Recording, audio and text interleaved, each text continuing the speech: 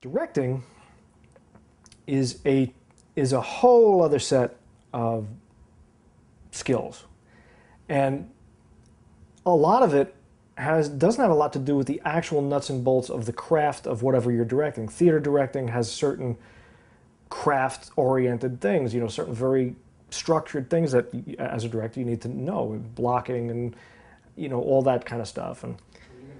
And in film, it's the same thing. It has its own set of tools and craft-oriented things that a director has to learn to do that are very complex, and visual, shot lists and visual styles and all that stuff. But the big thing that is missed, I think, in many directors is that that's not it. That's not all of it. The big part is something that's not tangible. It's understanding people, understanding your cast, your crew, everything that you're organizing. And one of the most important things that the director has to do is he has to articulate the story. I'm not big on this, you know, it's my vision. Oh, it's the director's vision. He has a clear vision. His vision. Give me a break. You know, the director's vision, this is a collaborative art.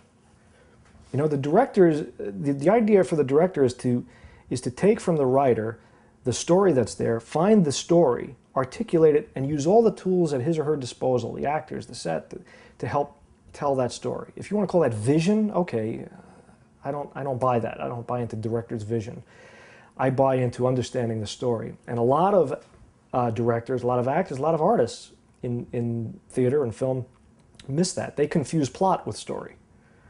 I'm not big on plot. I really don't care too much about plot, you know. The plot is, you know, young girl in Kansas dreams of a better life, gets caught up in a twister, whisked away to a magical land, and you know, tries to get her way back. That's the plot. The story is, you know, the magic that you seek is already inside you. And ultimately, there's no place like home. That's the Wizard of Oz. That's the story. The plot is one thing. The story is another. The director's job is to find the story. I think, you know, as a director, he always has a very, very, very clear idea of what the story is, which is the most important thing for a director to know. And he always has a great way of communicating that to all the actors, because once you know what the story is, you know, you're halfway there. And he's always been very big on explaining that to actors. And there's very few directors who do that, that I've worked with. I do it only because I learned it from him. Don't worry about the plot. That's why the genre that you're working in really doesn't, I could care less. It's a Western, it's a horror movie. Is the story good? Then I don't care if they're wearing spacesuits or if they're wearing cowboy hats. What difference does it make? The plot never really fascinates me. I could care less about the twists and the explosions and the, you know, the interrelationship of the characters. That's always a classic one. They all say it's about the interrelationship of these characters. Well, there's always going to be interrelationship of characters. What does that mean? It's about what are you trying to say? What is the story you're trying to tell? And how do you best tell that? That's the director's vision, is to articulate a story. That's all. And ultimately, that vision is going to change. It's going to change if you're open. If you're a real artist, the collaboration of those other elements, the actors that come in, it's the same thing as saying two actors are in a scene and they've rehearsed it to death and they've rehearsed every specific move of how they're going to do it and this and that and everything is perfect, and then they get on stage and somebody knocks a glass over. Well, oh, suddenly the truth has just injected itself into that scene and they have to deal with it. And the audience will tell if they stick to their rigid way of doing things, the way they rehearsed it, so it's perfect, or if they deal with it truthfully. That's what the audience respects. They want to see truth.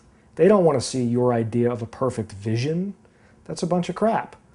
So it's the same thing when you're directing a piece. You come into it with an idea of how you want to articulate that story, but ultimately you're influenced and the story tells you. The story tells you where it's going to go. And you deal with that way. So that's been my contention with with direct, and now that's a very special set of skills. That's, to do that, you have to understand the motivation of everybody who's there for you, because they're not there for your vision, even if they say they are. It's particularly on a low budget picture. Everybody's coming to this project with their own objectives, their own goals, their own motivations. It's not to go help you make a great picture. They have their own things. Maybe they want that to happen for you, that's terrific, but they have their own reasons for being there. And as a director, what you have to do is understand everybody's motivations for being there and always make sure they're getting it, or make sure they feel like they're getting it.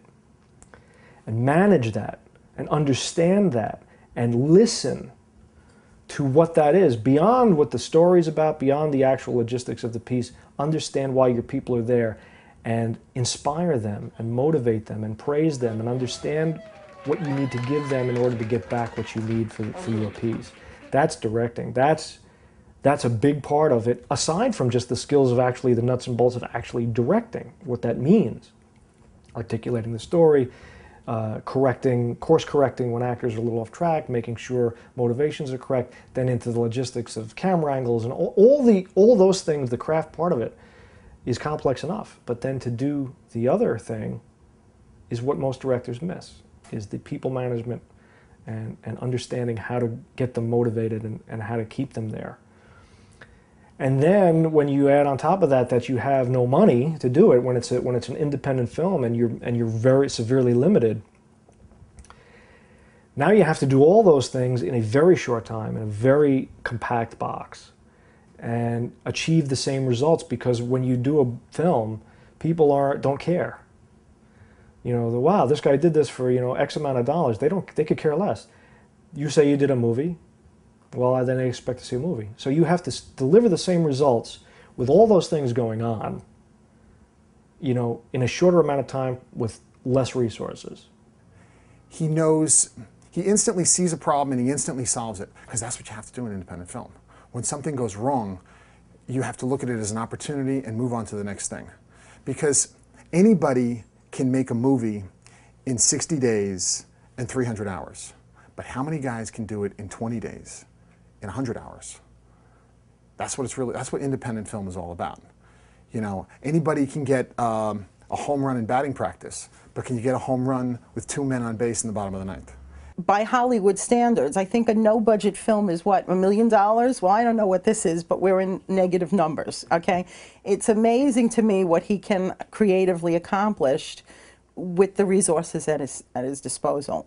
Being able to take a limited amount of time and in a space where, people may be banging at the door in an hour to come in and do whatever the business of the place is, and he's able to get, 50 people coordinated and doing, and it all gets done in time. And I think that's where the true test of creativity is.